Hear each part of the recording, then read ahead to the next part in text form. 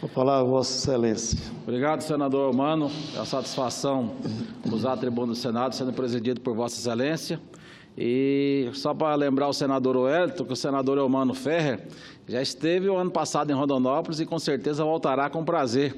O ano passado nós fizemos uma audiência pública lá, liderado pela senadora Ana Amélia, da Comissão da Agricultura, e o senador Eumano compareceu, e lá, nessa oportunidade, ele nos revelou, né, que eu não sabia da sua militância na agricultura, como engenheiro agrônomo, e uma luta a vida toda dedicada à agricultura e à pecuária brasileira. Então, reiterando o convite do senador Wellington para a volta de Vossa Excelência.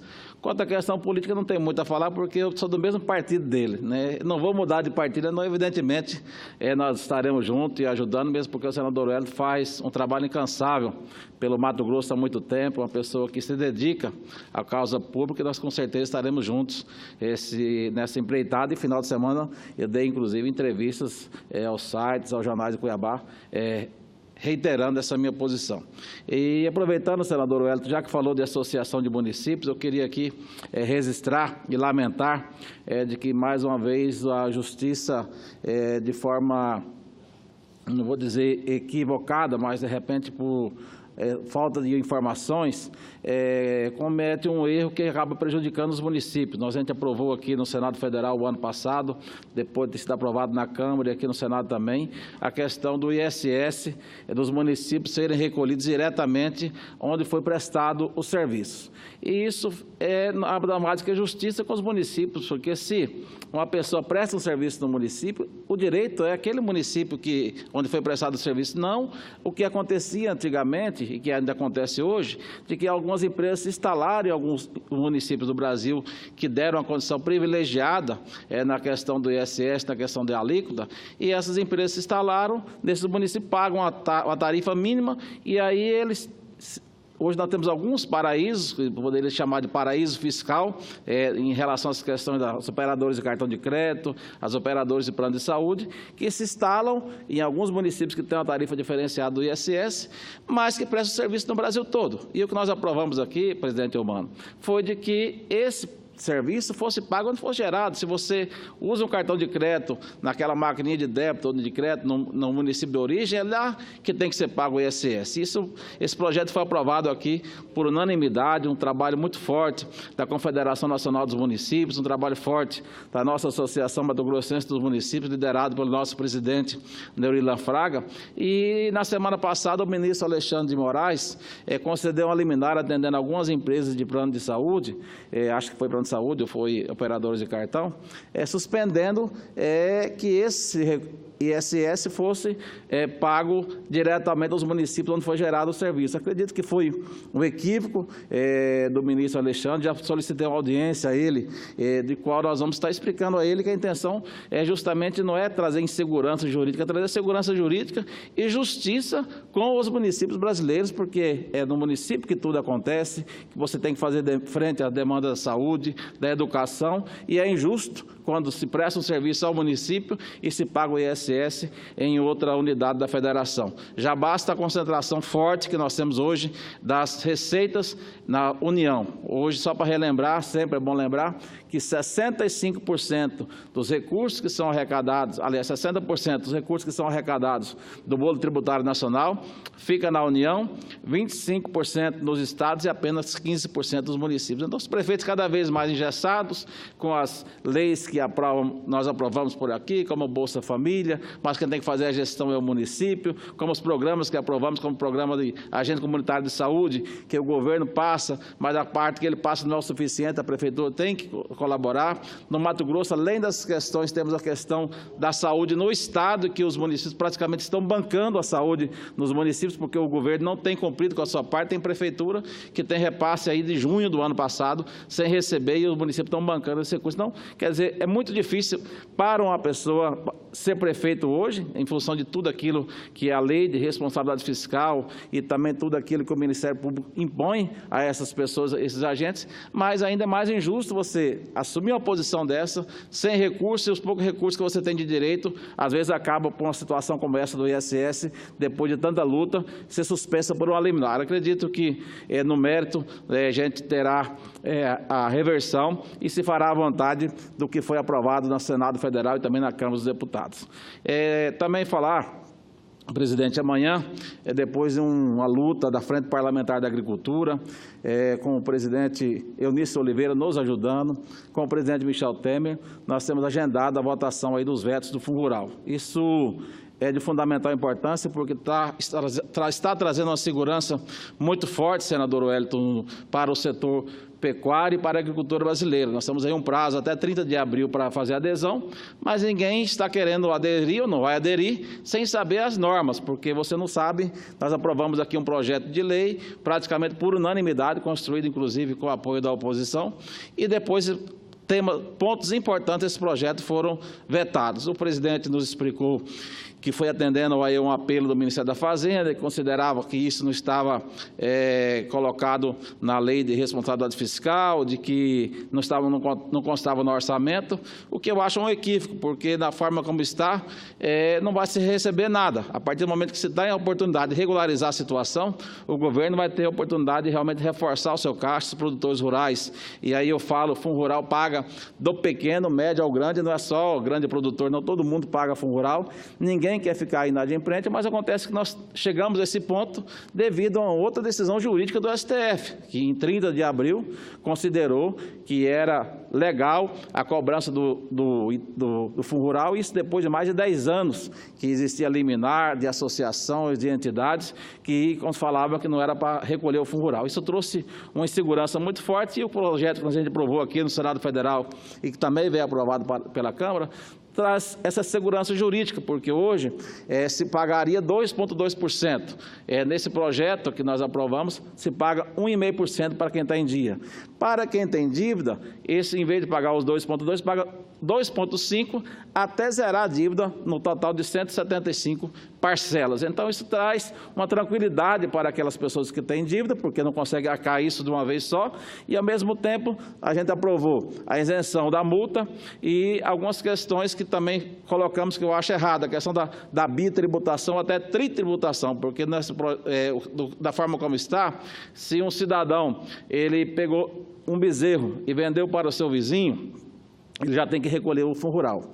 Se o seu vizinho vendeu para outra pessoa já como garrote, esse também tem que recolher o Fundo Rural. E aí depois o garrote virou boi gordo, vendeu para o frigorífico, tem que recolher o Fundo Rural de novo. Isso não existe uma situação dessa. O que nós defendemos é que o Fundo Rural sempre foi cobrado, quando era cobrado, era no produto fim, quando esse boi estava gordo, vendia para o frigorífico. Não a negociação entre terceiros, se pagar Fundo Rural, isso trouxe também uma instabilidade e, com certeza, uma bitributação.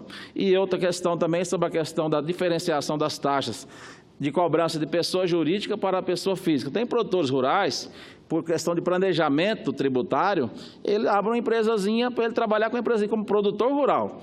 Só que nessa legislação, se ele é produtor rural, mas ele tem uma empresinha, ele paga 2,7. Se ele é produtor rural e pessoa física, paga 1,5. Então, isso também trouxe uma injustiça. Então, são esses pontos que amanhã nós teremos a oportunidade aqui no Congresso Nacional de derrubar esses vetos, e aí nós conclamamos aos senadores, tanto da situação como da oposição, porque isso envolve, como eu disse antes, pequenos produtores do Brasil todo, e também nesse mesmo veto tem, senador Eumano, a questão da renegociação das dívidas dos pequenos produtores do Nordeste, que também foi vetado e que era um acordo de que ia se manter essa renegociação. Então, nós temos a oportunidade amanhã de fazermos justiça com os agricultores brasileiros, com os pequenos produtores, e também amanhã, senador Wellington, nesse mesmo tema, vamos estar votando e queremos derrubar também o veto ao refis das pequenas empresas. Isso também nos trouxe constrangimento, porque a gente votou aqui refis para bancos, já se votou refis para grandes empresas, e quando chegou na micro e pequena empresa, nós aprovamos aqui também por unanimidade e foi vetado. Então, isso trouxe um constrangimento muito forte, e amanhã nós temos a oportunidade de fazer justiça com essas empresas que são responsáveis por 27% do PIB brasileiro e representam 70% dos empregos gerados na iniciativa privada, uma parte do senador Wellington. Senador Cidinho, eu gostaria de registrar aqui, senador Eumano, a luta do senador Cidinho, principalmente nesse aspecto do Fundo Rural. Várias reuniões que tivemos lá com o presidente da República, com as lideranças do Congresso Nacional, ele fazendo um apelo ao presidente nesse sentido, inclusive colocando a injustiça que está sendo feita no campo e também na cidade, né?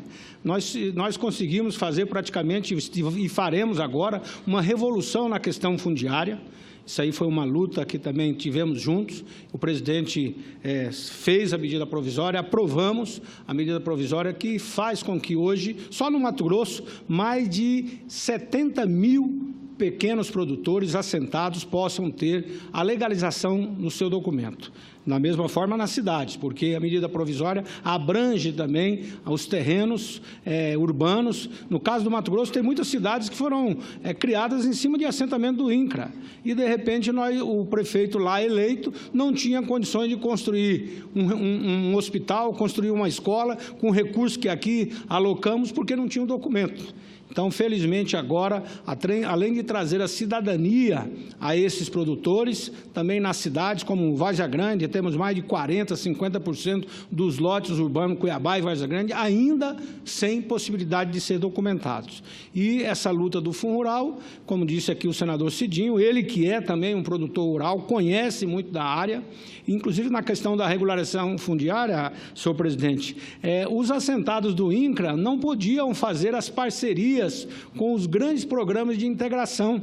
Por exemplo, não era permitido com essas integrações, seja principalmente de pequenos animais, criação de aves, de suíno, eram impedidos. Olha, como é que você pode entregar a terra, promover a reforma agrária sem dar condições para que as pessoas pudessem produzir de forma ampla? E essa foi uma luta que travamos aqui também junto com o senador Cidinho.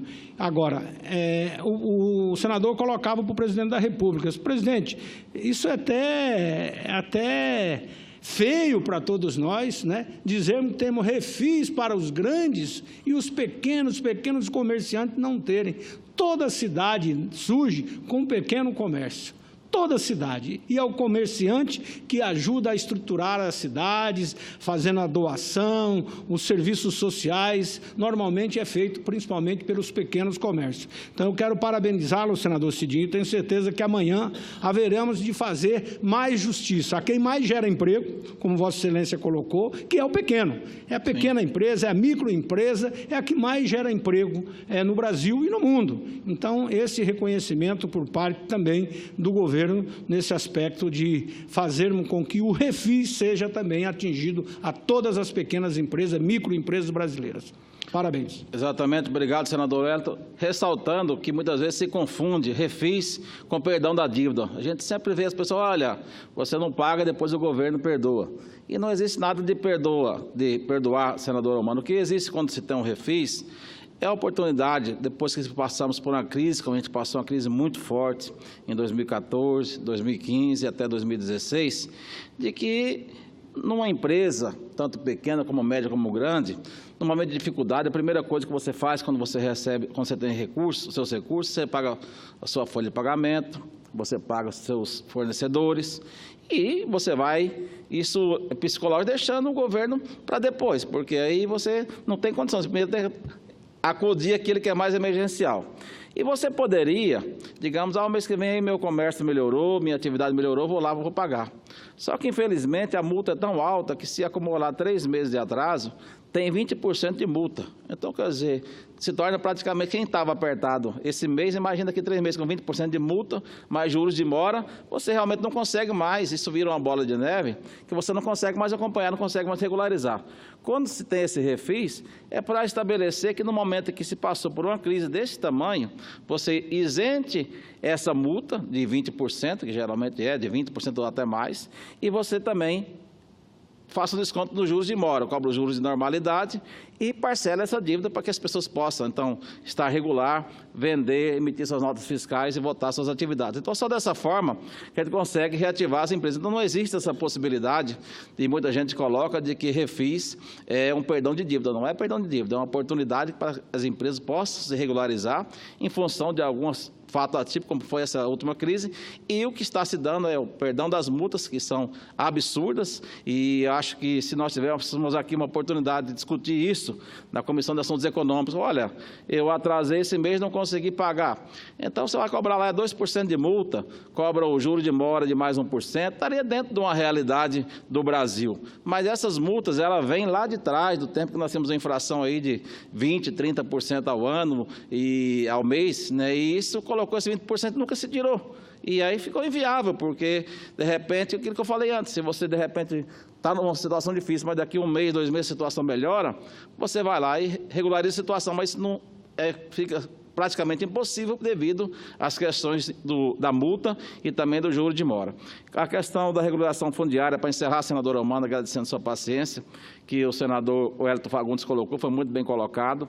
Ele fez um trabalho muito forte, a bancada do Mato Grosso, e também tem um assessor do senador Wellington, que é o nosso amigo Lutero Siqueira, que foi prefeito da cidade de Guarantã do Norte, e é um defensor muito forte dessa questão da regularização fundiária. O Mato Grosso realmente passava e passa por uma situação crítica, tanto nas questões urbanas como na questão rural. E nós tivemos a oportunidade de ir lá em Nova Ubiratã, na semana atrasada, sob a liderança do ministro Blairo Maggi, fazer a entrega de títulos. A gente vê a emoção das pessoas que têm 15, 20 anos na terra e que não podia tirar um financiamento no banco porque não tinha documento. As pessoas recebiam o documento e choravam, emocionado, falavam, agora eu tenho documento, a felicidade. Então, acho que esse resgate que o presidente Temer fez com essa população, com esse pessoal, é muito importante. E isso era uma luta nossa de muito tempo, e eu até fiquei admirado quando chegou ao Senado Federal a medida provisória, aqui no Congresso, tanto no Senado como na Câmara.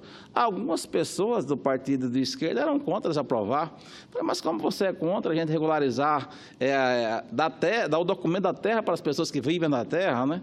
E a gente ficava sempre aquela preocupação, mas qual que é o nível ideológico das pessoas que pensam de que regularizar, você dá cidadania, dá autonomia para a pessoa com o documento da terra dele, é melhor ficar alienado a vida toda ou ele ter a sua independência, né? Mas, graças a Deus, a maioria aqui votou a favor, nós aprovamos, o presidente Temer sancionou, já foi editado, no mesmo dia que nós tivemos lá no Mato Grosso, na entrega desse título, o presidente assinou a portaria regulamentando o Programa Nacional de Regularização Fundiária. Então, isso vai permitir que pessoas que, às vezes, estão no lote aí há 10, 15 anos, mas que originalmente esse assentamento ele não estava, e ele ganhou, alguém abandonou, está ali, tem o perfil, fez todo um trabalho, abriu a terra, e não é justo para que agora viesse outra pessoa, um terceiro que não participou de nada, vai lá e ocupa o terreno dele e ele sai embora sem nada. Então, essa regularização vai permitir que façamos justiça. O pessoal de Itanhangá, que estava lá, eles foram um símbolo desse trabalho aqui, desse projeto. Muito feliz porque realmente, de vez em quando, tinha inclusive operações da Polícia Federal lá em Itanhangá, prendendo produtores rurais, colocando eles como se fossem invasores, grileiros, e numa situação que era totalmente injusta, mas era a lei que se tinha naquele momento. Agora nós podemos regularizar e trazer segurança jurídica, e é o que o Brasil precisa. Sempre eu acho que nós temos que ter segurança jurídica para as ações e independência das ações do Senado, da Câmara, dos poderes executivo, legislativo e judiciário. Era só isso, presidente. Obrigado pela oportunidade. Hoje de manhã, Vossa Excelência não esteve aqui, mas nós tivemos um ato muito importante. O ministro Blairo perguntou de Vossa Excelência, que foi um marco para a pecuária brasileira, que é o Brasil, vai ser anunciado agora em mês de maio em Paris, Brasil livre de febre aftosa com vacinação. Isso é uma luta de muito tempo e que toda a equipe do Ministério da Agricultura, das entidades de classe nos estados e também nos municípios, e nós chegamos agora a um ponto importante. E mais ainda, que a partir de 2021, alguns estados já começam a ser livres de aftosa sem vacinação, encerrando 2023 um ciclo de que o Brasil estará livre de febre aftosa sem vacinação. Isso, para o pecuarista brasileiro, é muito importante, porque, além do custo que se tem com essa vacinação, nós temos aí uma perca de valor agregado dos nossos produtos. Nós temos, sempre o pecuarista reclama, por que a arroba do boi do Brasil não sobe, é tão barato, sempre ao mesmo preço, e nos outros países, como existe até casos de gados que saem daqui, vão à Austrália e depois lá são abatidos e levam para outros países e vendem com 50%, 60% a mais do que o nosso aqui, em função dessa questão que sempre tivemos esse rótulo da questão da febre aftosa. Quando nós tivermos aí o Brasil livre da febre aftosa, inicialmente agora, como disse, com vacinação, mas depois sem vacinação, estima-se aí que os produtores brasileiros terão um aumento no preço da sua arroba para a exportação da ordem de 40%. Então, isso vai estimular, com certeza, mais a pecuária brasileira e fazer justiça com essas pessoas que estão há muitos e muitos anos em dificuldade. Você vê a agricultura, o quanto se evoluiu, quanto subiu, quanto cresceu, e a pecuária não cresceu muito ao longo desse tempo. Por quê? Porque, infelizmente, os preços nunca acompanharam os custos e devido às questões sanitárias. Então, foi uma oportunidade muito boa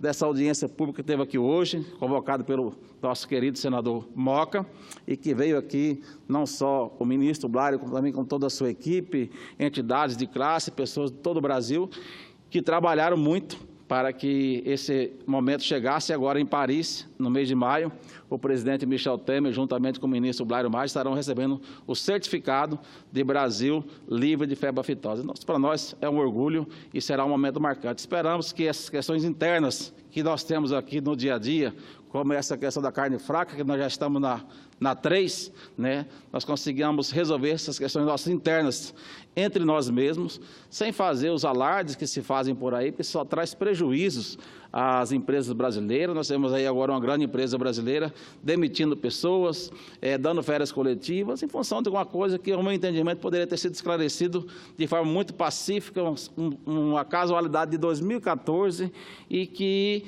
os mercados externos se aproveitam de tais circunstâncias para poder colocar o pé na nossa garganta, porque como nós somos eficientes naquilo que a gente faz, de produzir qualidade, de produzir produtos baratos e colocar lá fora, mesmo com as taxas de importação que eles colocam para os nossos produtos entrarem, por exemplo, na União Europeia, nós conseguimos chegar lá com produtos mais baratos que o deles e produtos de qualidade igual ou até melhor que o deles. Então, quando surge uma oportunidade dessa, que nós mesmos criamos, como essa questão da carne fraca, é tudo que eles esperam para realmente dificultar o mercado para os produtos brasileiros. Então, essas questões, eu acho que tenho certeza que nenhum país faz. Você não vê os Estados Unidos fazer uma situação dessa com as empresas dele, a Europa não faz, ninguém faz. As questões internas se resolvem, ainda mais quando temos um sistema confiável, como nós temos com o nosso sistema de inspeção federal, um sistema sanitário confiável, temos pessoas de credibilidade que trabalham a vida toda nessa questão da inspeção, da sanidade, e a gente lamenta quando acontecem fatos como aconteceu agora, ultimamente, na questão da Operação Carne Fraca. Esperamos aí que a gente possa fazer um consenso e as coisas nossas internas, sem acobertar nada de errado, mas que possamos nós mesmos resolver e não expondo o Brasil da forma como a gente mesmo expõe. Era só isso, presidente. Muito obrigado.